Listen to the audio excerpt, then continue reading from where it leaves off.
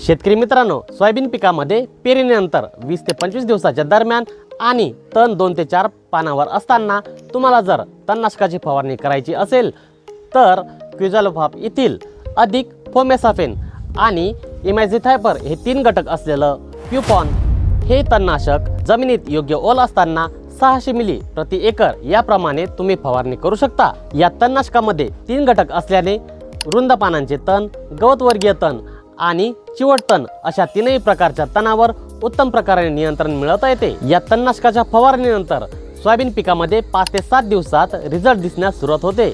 शेतकरी मित्रांनो, बाजारात उपलब्ध असलेल्या इतर तणनाशकामुळे सोयाबीन पीक पिवळे पडते आणि काही दिवस शॉकमध्ये जाते, परंतु प्युपॉनच्या फवारणीनंतर सोयाबीन पीक पिवळे पडण्याचं प्रमाण हे अत्यंत कमी आहे। या तणनाशकामध्ये स्टिकर व्यतिरिक्त इतर कोणतंही तणनाशक वापरण्याची गरज नाही।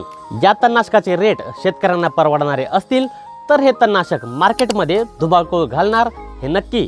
शेतकरी मित्रांनो, या नाविन्यपूर्ण तणनाशकाविषयी आणि त्याच्या रेटविषयी आपले काय मत आहे ते कमेंटद्वारे नक्की कळवा आणि अशाच नवनवीन शेतीविषयक माहितीसाठी आपल्या कृषी शास्त्र चॅनलला सबस्क्राईब नक्की करा। धन्यवाद। जय जवान, जय किसान।